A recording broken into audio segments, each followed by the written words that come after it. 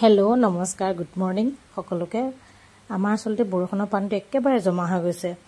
বানপানীৰ দৰে হৈছে বানপানীয়ে ক'বলৈ গ'লে আসলতে আমাৰ এইটো নতুন ভেটি তো আমি গম নাপালো ন মাটিটো কিমান ভৰালে পানীটো নহব এতিয়া গম পাইছো তাকে বেটিক স্কুলে যাবলৈ বুলি ৰেডি কৰাইছো তাইক কৈ আছো যে তুমি লাহে লাহে যোৱা নহলে তোমাৰ স্কাৰ্টটো তিতি যাব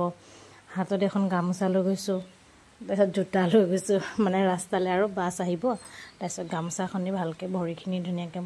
মানে শুকানকৈ মুছি জোতাযোৰ পিন্ধাই কিনে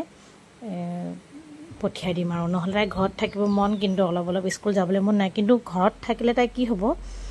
পানী খেলিব সেইকাৰণে স্কুল যায় ভাল হ'ব তাকে মই কৈ আছিলো আপোনালোকক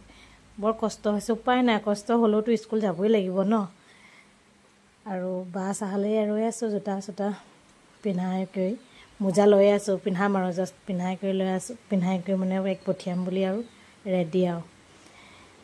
হে আপোনালোকক তাকে কৈ আছিল তাই একেবাৰে মন নাই তাই ঘৰত থাকা মন ঘৰত থাকিলে আসলে তাই